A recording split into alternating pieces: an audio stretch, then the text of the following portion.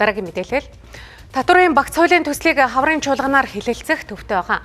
За хуулийн төсөлд нөөтийн буцаан олголтыг мөнгөнд үнгээс нь шалтгаалan 20-100% болгох. За мөн хувь хүний орлогын албан татварын хөнгөлөлт эдлүүлэх зэрэг заалтууд оруулжээ.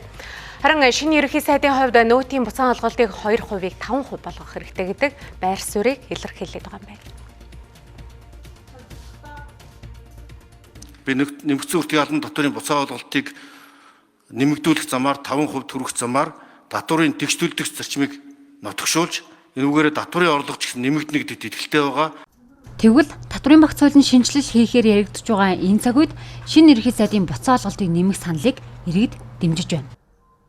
Зах худалдааны төвд бол бид огт өгөхгүй шүү дээ. Гайвуу дээр супермаркет дэлгэрүүдээр бол ажил 8 нэрийн дэлгэрүүд бол харьцангуй бас өгнө.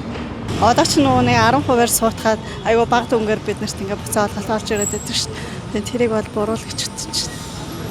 Яагаад бид нар ингээд авсан юмныхаа мөнгийг бүрэн төлсөн мөртлөө буцаа авалтна гэж доогуур үнээр авч байгаа. Тэрэн дээр эсрэг үзчихлээ. Тэр суглаагаа бодвол хэрэгтэй байхгүй юу? Яг жоохон хөртөмжтэйгээр ядаж тийм ээ хуурилтаа. Би бол тэгж боддоо шүү дээ. Нийтлэг одоо тэгшүүртэмжээрээ бол нэмсэн л дээр гэж боддог. Тий. 10 байсан ч яах вэ тийм биз дээ. 5% болгочвол мэдээж хувь хүндээ ч ашигтай, үлдсэн 5% нь улсад ч ашигтай шүү дээ. Болгочих юм бол зүгээр л байна. Харин сүүлийн 6 сар гарan иргэн аж ахуйн нэгжүүд санал авч хилцүүлсэн хуулийн төсөлд нэмэгдүүлэлтийн албан татварыг худалдаа авалтын дүнгээс нь шалтгаалan буцаан олголтыг өөрчлөхөөр оруулсан. Сард тухайн иргэн 500 мянган төгрөг хүртэлх баримт бүртгүүлсэн бол буцаан олголт 100% буюу 50 мянган төгрөг авна.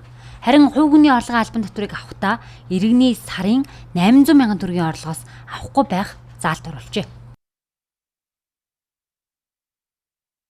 Үүн дээр бол хувь хүний орлогын албан татвар нөөцдөр нилээд төсөвт томоохон хэмжээний одоо хөнгөлөлт бол туссан байгаа.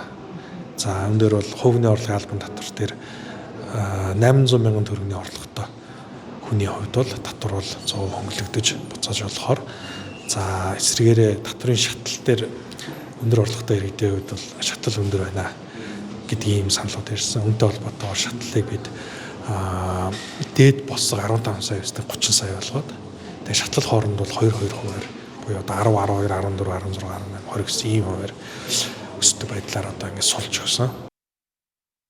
Энэ мэтээр нэмэгдүүлэлтийн албан татварын босго дүнг өнөрсгөж, хувь хүний гарт очих орлогыг нэмэгдүүлэх чиглэлд анхаарч хэд хэдэн хөнгөлөлт урамшуулал тусгажээ.